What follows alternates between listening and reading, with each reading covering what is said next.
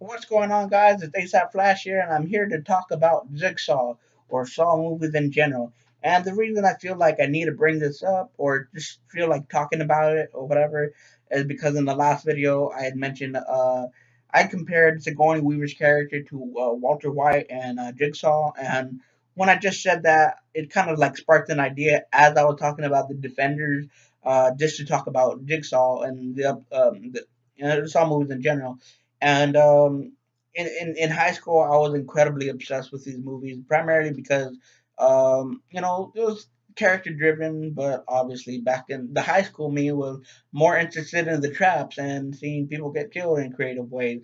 But that's the thing. It's like as the movies progressed between four and five and onward, it became less about the characters and heavily invested in the traps. And in Saw 3D, it felt like they weren't even trying anymore. Just like because it was said that in Zol 3D it was more like all your questions are gonna be answered and blah blah blah, but instead we just focus on these characters that had nothing to do with the story at all, and in fact they kind of ruined the Dr. Gordon surprise by introducing them awkwardly at the meeting and giving them a British accent all of a sudden. I know that in real life the actor David Carey Elwes is British, but the character isn't, and he was talking American in the first movie. So what the hell gives? I mean, it would have been a lot better if Saw 3D focused more on Gordon and the shit that he's been doing, and kind of like a Walter White esque character where he's like in between being a family man and working at the hospital and work helping with Jigsaw's crazy antics or whatever you want to say. But if you read on IMDb or hear the director's commentary for 3D, that his wife actually divorced him. So it'd be nice if they actually put that into the movie. And I mean, let like they should have made Saw 3D less about the traps and more about the actual characters and like what happened to these characters or whatever.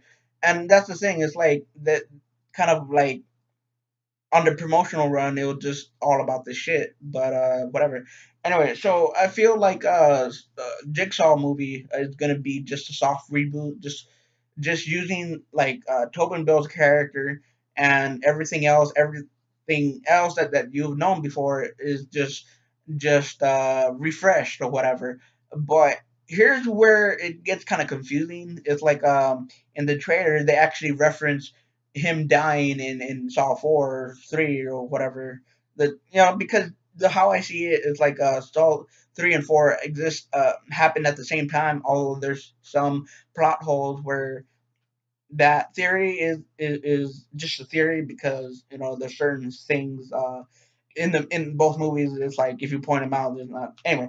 Um, so yeah, in yeah, so if I hope it is kind of like a soft reboot type of thing. So kind of like fix their mistakes on what happened in the original seven movies and just kind of like start fresh and go on from there. And hopefully, if it makes a new series out of it, hopefully it'll give themselves some time in between movies, like not a movie every single year, but just hopefully like maybe every other year, kind of like give themselves some time to think of a good idea, or think of how they could move forward with a franchise or whatever. And it's just another thing I noticed as well with the later Saw film. It felt like every flashback that they did was kind of like retconning their current past. It's starting with Saw 5, where it's like supposedly Hoffman built a trap at the time when Jigsaw was kind of unknown, like making like small little intimate traps instead of these grandiose large traps. Here comes Hoffman making a big ass trap, and it messes with the timeline, saying like there was no mention of Hoffman at all in the first film, and all of a sudden he appeared like that he was always an accomplice to Jigsaw. To me, that feels like a cop out, saying like one of those, oh, the whole show was the dream, or you get that a lot frequently, especially with Walking Dead. It feels so lazy, like that's just a lazy idea. I mean, you have this great concept of movie or show or whatever, and you're just giving us a fake a cop out saying like, oh yeah, just some lazy idea that I patched together. I didn't really feel like giving a proper ending. And yeah, just kind of whole the traps as well in Saw Jigsaw actually.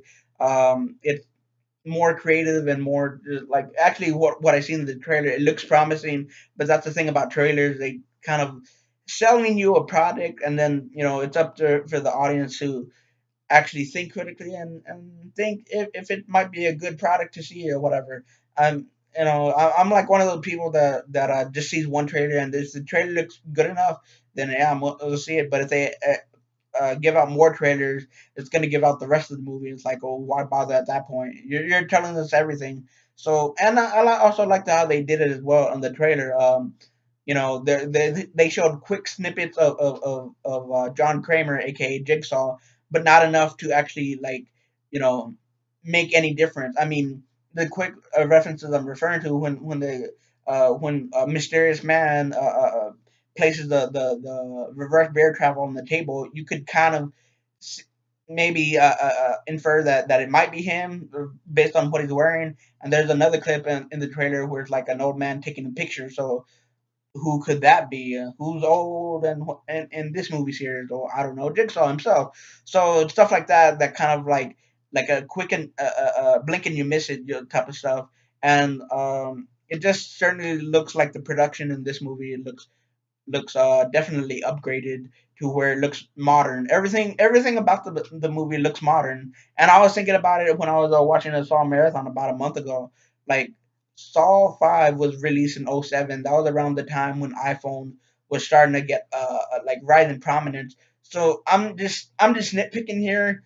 Why does it seem like they're still using flip phones like it's like it takes place in the early 2000s or late '90s, even though at the time smartphones was becoming a thing. I mean, that would make more sense.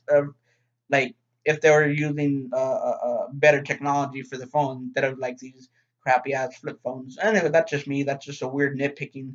I think I've been rambling on about it. Not really. I'm not really sure. I've been talking about it necessarily, but yeah, just some thoughts that I've been having about the movie and shit like that. And yeah, I just really hope it's creative. The traps are creative and they actually give us some character depth instead of just like, oh, you see these people? Yeah, they're gonna die.